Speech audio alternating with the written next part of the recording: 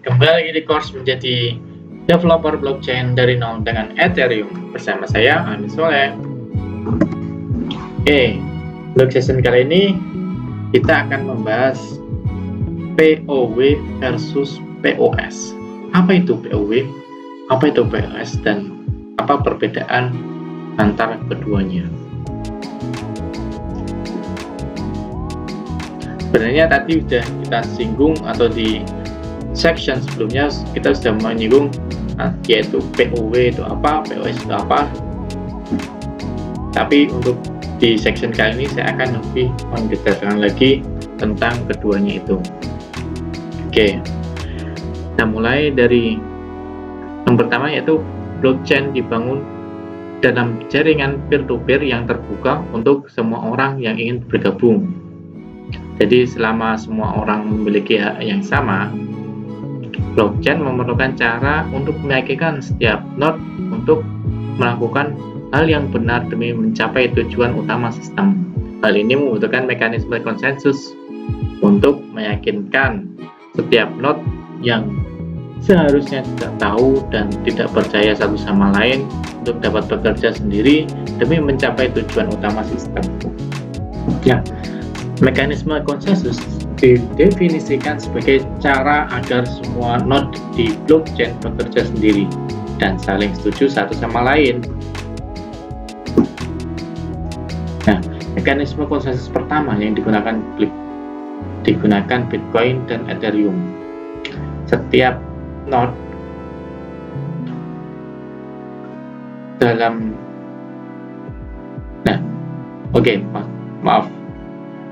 Proof of Work adalah mekanisme konsensus pertama yang digunakan Bitcoin dan Ethereum. Setiap node dalam jaringan peer-to-peer akan bersaing satu sama lain dalam memecah teka-teki kriptografi. Node yang pertama memecahkan teka-teki akan mendapatkan penghargaan dalam bentuk Bitcoin baru dan mempunyai hak untuk menempatkan blok baru ke dalam blockchain. Teka-teki ini membutuhkan banyak sekali computing power dan resource untuk memecahkannya, tapi mudah untuk memverifikasi dan memvalidasinya. Kurang lebih gambarannya proof of work seperti ini. Ketika blok atau suatu bongkahan itu diinisialisasikan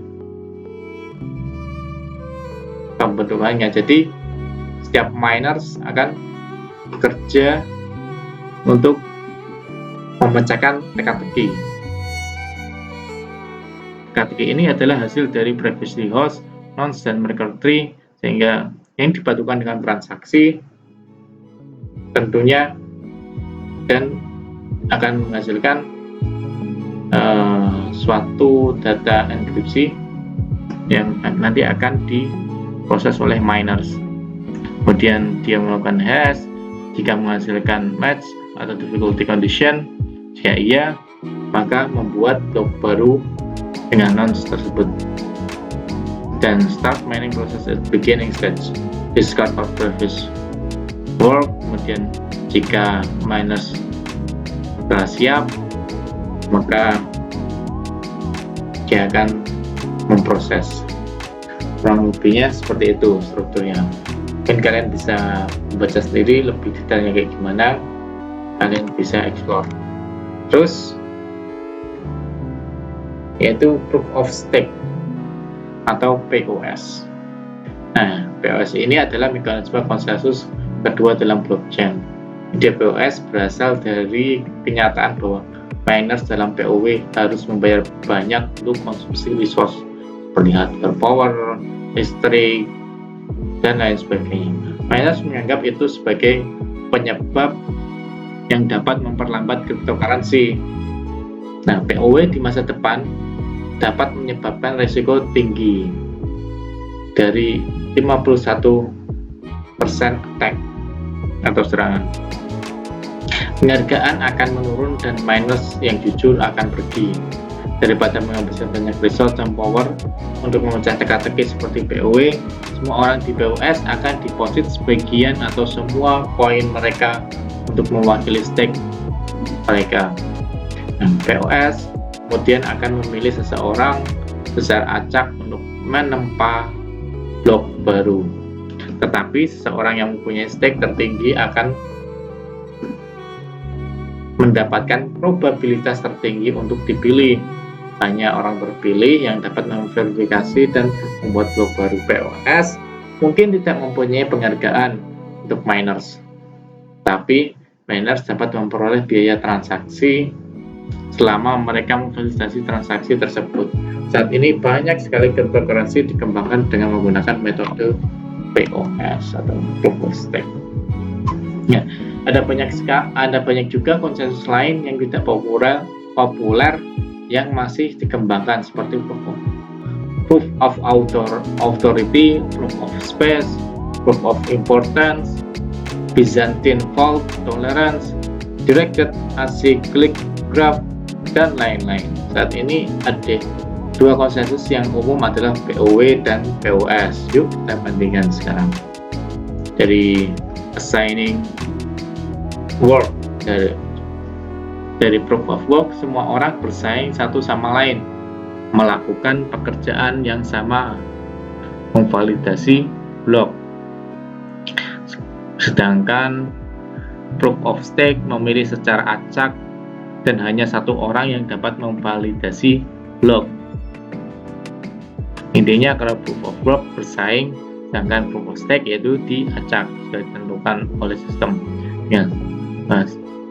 Sedangkan dari segi who has advantage, dari proof of work, siapa yang mempunyai computing power yang lebih besarlah yang akan menang.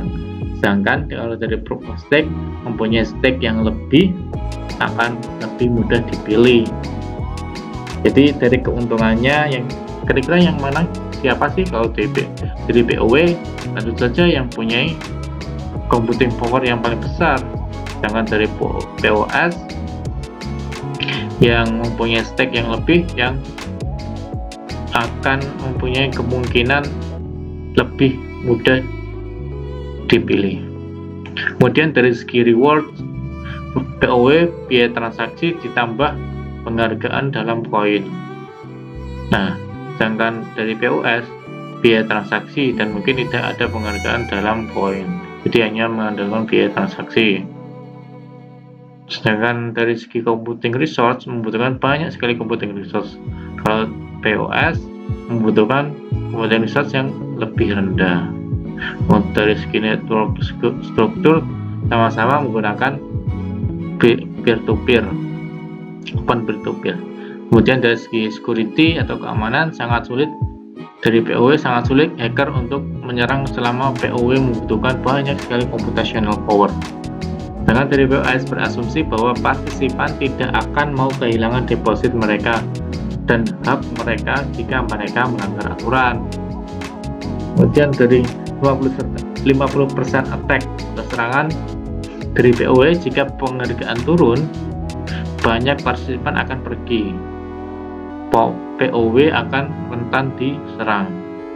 Nah, penyerang harus, kalau dari POS kemungkinan serangnya itu penyerang harus memiliki 51% koin untuk menyerang, dan mereka diharapkan untuk menyerang karena memiliki koin sebanyak itu, karena serangan itu akan menghilangkan aset mereka. Jadi kalau secara bahasanya, kalau kita sudah mempunyai saham lebih dari 50% baru kita bisa istilahnya memblok atau mematikan sistem tersebut. Oke, kurang lebih seperti itu penjelasan tentang POW atau Proof of Work dan POS atau Proof of Stake. Oke, sekian, terima kasih. Assalamualaikum warahmatullahi wabarakatuh.